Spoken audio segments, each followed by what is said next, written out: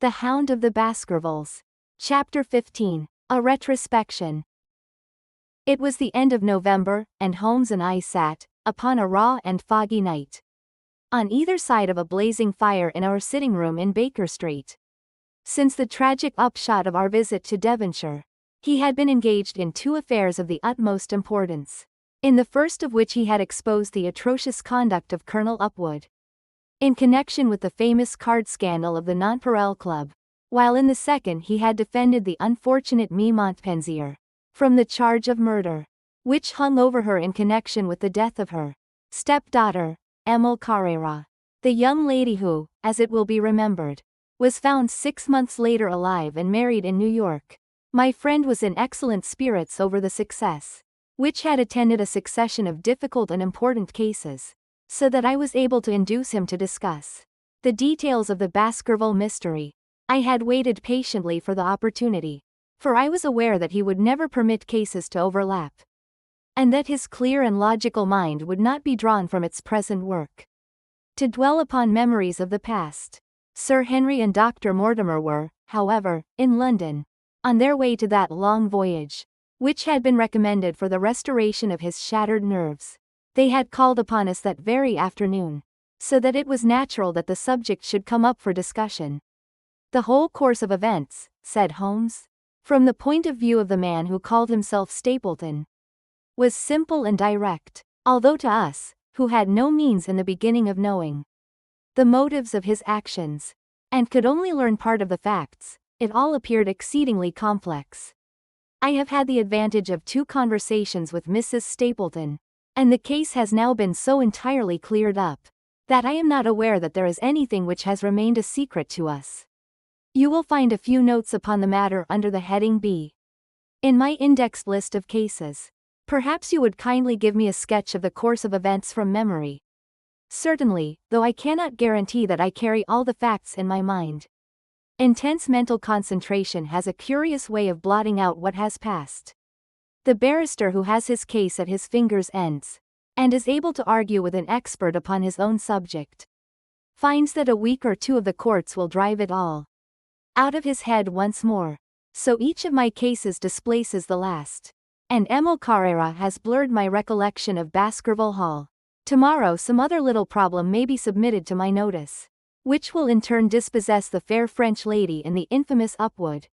So far as the case of the Hound goes, however, I will give you the course of events as nearly as I can, and you will suggest anything which I may have forgotten. My inquiries show beyond all question that the family portrait did not lie, and that this fellow was indeed a Baskerville. He was a son of that Roger Baskerville, the younger brother of Sir Charles, who fled with a sinister reputation to South America, where he was said to have died unmarried. He did, as a matter of fact, marry, and had 1 child, this fellow, whose real name is the same as his father's. He married Beryl Garcia, one of the beauties of Costa Rica, and, having purloined a considerable sum of public money, he changed his name to Vandeleur, and fled to England, where he established a school in the east of Yorkshire. His reason for attempting this special line of business was that he had struck up an acquaintance with a consumptive tutor upon the voyage home, and that he had used this man's ability to make the undertaking a success. Fraser, the tutor, died however, and the school which had begun well sank from disrepute into infamy. The Vandeleurs found it convenient to change their name to Stapleton, and he brought the remains of his fortune, his schemes for the future, and his taste for entomology to the south of England. I learned at the British Museum that he was a recognized authority upon the subject, and that the name of Vandeleur has been permanently attached to a certain moth, which he had, in his Yorkshire days, been the first to describe. We now come to that portion of his life which has proved to be of such intense interest to us. The fellow had evidently made inquiry, and found that only 2 lives intervened between him and a valuable estate. When he went to Devonshire his plans were, I believe, exceedingly hazy. But that he meant mischief from the first is evident from the way in which he took his wife with him in the character of his sister. The idea of using her as a decoy was clearly already in his mind, though he may not have been certain how the details of his plot were to be arranged. He meant in the end to have the estate, and he was ready to use any tool or run any risk for that end. His first act was to establish himself as near to his ancestral home as he could, and his second was to cultivate a friendship with Sir Charles Baskerville and with the neighbors. The baronet himself told him about the family hound, and so prepared the way for his own death. Stapleton, as I will continue to call him, knew that the old man's heart was weak, and that a shock would kill him. So much he had learned from Dr. Mortimer. He had heard also that Sir Charles was superstitious, and had taken this grim legend very seriously. His ingenious mind instantly suggested a way by which the baronet could be done to death, and yet it would be hardly possible to bring home the guilt to the real murderer. Having conceived the idea, he proceeded to carry it out with considerable finesse. An ordinary schemer would have been content to work with a savage hound. The use of artificial means to make the creature diabolical was a flash of genius upon his part. The dog he bought in London from Ross and Mangles, the dealers in Fulham Road. It was the strongest and most savage in their possession. He brought it down by the North Devon line, and walked a great distance over the moor, so as to get it home without exciting any remarks. He had already on his insect hunts learned to penetrate the Grimpen mire, and so had found a safe hiding place for the creature. Here he kennelled it and waited his chance. But it was some time coming. The old gentleman could not be decoyed outside of his grounds at night. Several times Stapleton lurked about with his hound, but without avail. It was during these fruitless quests that he, or rather his ally, was seen by peasants, and that the legend of the demon dog received a new confirmation. He had hoped that his wife might lure Sir Charles to his ruin, but here she proved unexpectedly independent. She would not endeavor to entangle the old gentleman in a sentimental attachment, which might deliver him over to his enemy. Threats and even, I am sorry to say, blows refused to move her. She would have nothing to do with it, and for a time Stapleton was at a deadlock. He found a way out of his difficulties through the chance that Sir Charles, who had conceived a friendship for him, made him the minister of his charity in the case of this unfortunate woman, Mrs. Laura Lyons. By representing himself as a single man he acquired complete influence over her, and he gave her to understand that in the event of her obtaining a divorce from her husband he would marry her. His plans were suddenly brought to a head by his knowledge that Sir Charles was about to leave the hall on the advice of Dr. Mortimer, with whose opinion he himself pretended to coincide. He must act at once, or his victim might get beyond his power. He therefore put pressure upon Mrs. Lyons to write this letter, imploring the old man to give her an interview on the evening before his departure for London. He then, by a specious argument, prevented her from going, and so had the chance for which he had waited. Driving back in the evening from Coombe Tracey he was in time to get his hound, to treat it with his infernal paint, and to bring the beast round to the gate at which he had reason to expect that he would find the old gentleman waiting. The dog, incited by its master, sprang over the wicket gate and pursued the unfortunate baronet, who fled screaming down the yew alley. In that gloomy tunnel it must indeed have been a dreadful sight to see that huge black creature, with its flaming jaws and blazing eyes, bounding after its victim. He fell dead at the end of the alley from heart disease and terror.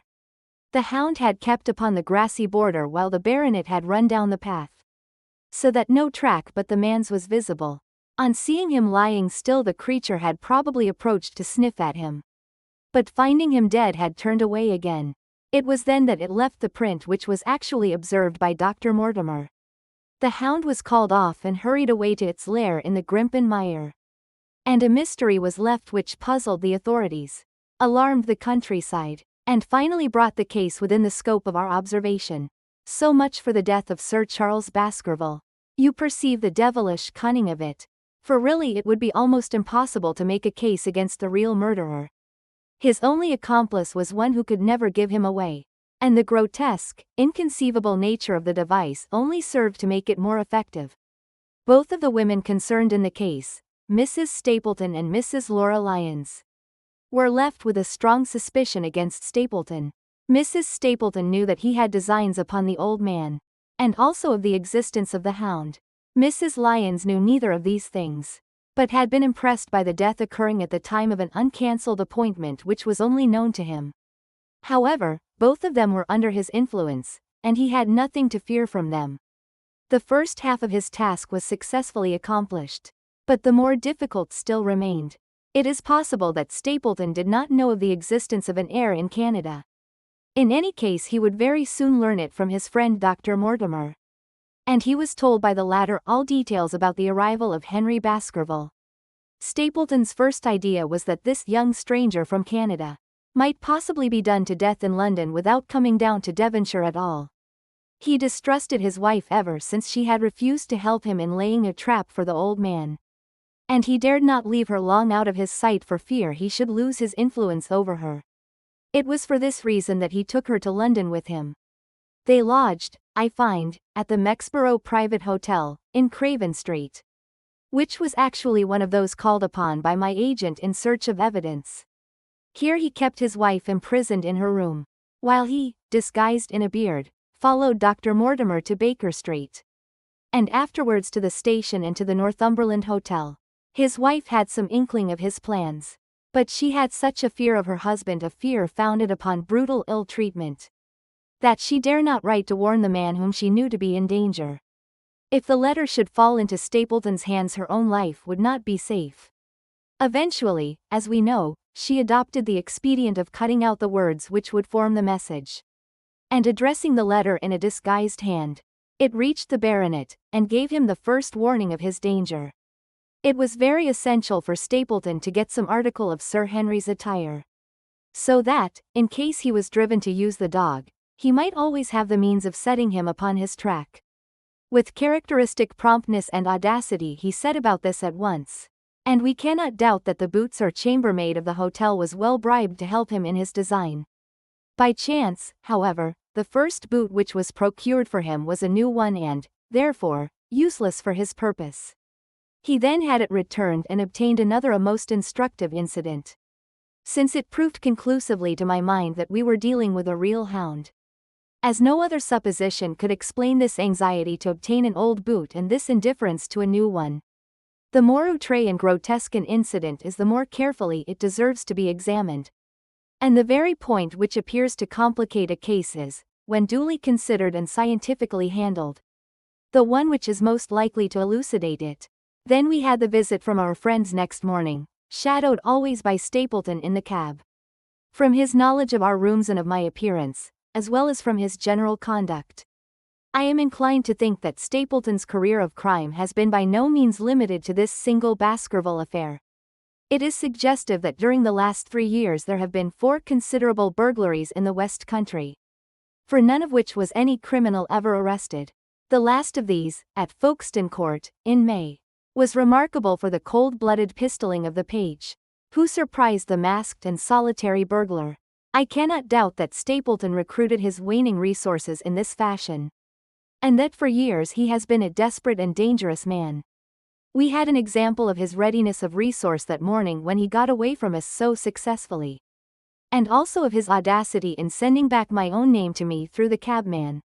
From that moment he understood that I had taken over the case in London, and that therefore there was no chance for him there. He returned to Dartmoor and awaited the arrival of the baronet. "One moment," said I. "You have, no doubt, described the sequence of events correctly. But there is one point which you have left unexplained. What became of the hound when its master was in London?" I have given some attention to this matter and it is undoubtedly of importance. There can be no question that Stapleton had a confidant, though it is unlikely that he ever placed himself in his power by sharing all his plans with him. There was an old manservant at Merripit House, whose name was Anthony. His connection with the Stapletons can be traced for several years, as far back as the school mastering days, so that he must have been aware that his master and mistress were really husband and wife. This man has disappeared and has escaped from the country. It is suggestive that Anthony is not a common name in England, while Antonio is so in all Spanish or Spanish-American countries. The man, like Mrs. Stapleton herself, spoke good English, but with a curious lisping accent. I have myself seen this old man cross the Grimpen Mire by the path which Stapleton had marked out. It is very probable, therefore, that in the absence of his master it was he who cared for the hound, though he may never have known the purpose for which the beast was used. The Stapletons then went down to Devonshire, whither they were soon followed by Sir Henry and you. One word now as to how I stood myself at that time. It may possibly recur to your memory that when I examined the paper upon which the printed words were fastened I made a close inspection for the watermark. In doing so I held it within a few inches of my eyes, and was conscious of a faint smell of the scent known as white jessamine. There are 75 perfumes, which it is very necessary that a criminal expert should be able to distinguish from each other. And cases have more than once within my own experience depended upon their prompt recognition.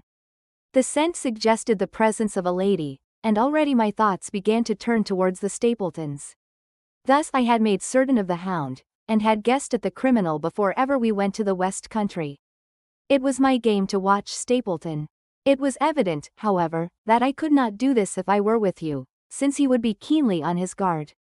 I deceived everybody, therefore, yourself included, and I came down secretly when I was supposed to be in London.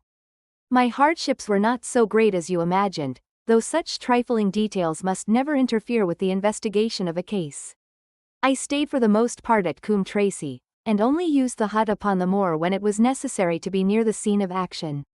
Cartwright had come down with me, and in his disguise as a country boy he was of great assistance to me. I was dependent upon him for food and clean linen. When I was watching Stapleton, Cartwright was frequently watching you, so that I was able to keep my hand upon all the strings. I have already told you that your reports reached me rapidly, being forwarded instantly from Baker Street to Coombe Tracey. They were of great service to me, and especially that one incidentally truthful piece of biography of Stapleton's. I was able to establish the identity of the man and the woman and knew at last exactly how I stood. The case had been considerably complicated through the incident of the escaped convict and the relations between him and the Barrymores. This also you cleared up in a very effective way, though I had already come to the same conclusions from my own observations. By the time that you discovered me upon the moor I had a complete knowledge of the whole business, but I had not a case which could go to a jury. Even Stapleton's attempt upon Sir Henry that night which ended in the death of the unfortunate convict did not help us much in proving murder against our man. There seemed to be no alternative but to catch him red-handed, and to do so we had to use Sir Henry, alone and apparently unprotected, as a bait. We did so, and at the cost of a severe shock to our client we succeeded in completing our case and driving Stapleton to his destruction. That Sir Henry should have been exposed to this is, I must confess, a reproach to my management of the case. But we had no means of foreseeing the terrible and paralyzing spectacle which the beast presented, nor could we predict the fog which enabled him to burst upon us at such short notice. We succeeded in our object at a cost which both the specialist and Dr. Mortimer assure me will be a temporary one. A long journey may enable our friend to recover not only from his shattered nerves but also from his wounded feelings. His love for the lady was deep and sincere, and to him the saddest part of all this black business was that he should have been deceived by her. It only remains to indicate the part which she had played throughout.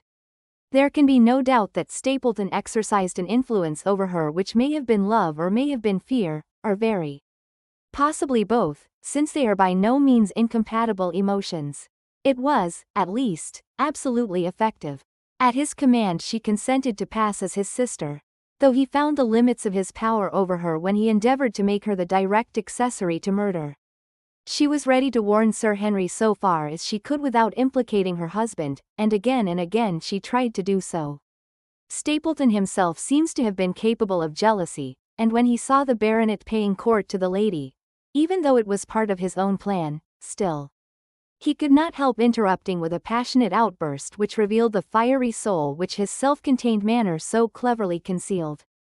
By encouraging the intimacy he made it certain that Sir Henry would frequently come to Merripit House, and that he would sooner or later get the opportunity which he desired. On the day of the crisis, however, his wife turned suddenly against him. She had learned something of the death of the convict, and she knew that the Hound was being kept in the outhouse on the evening that Sir Henry was coming to dinner. She taxed her husband with his intended crime, and a furious scene followed in which he showed her for the first time that she had a rival in his love.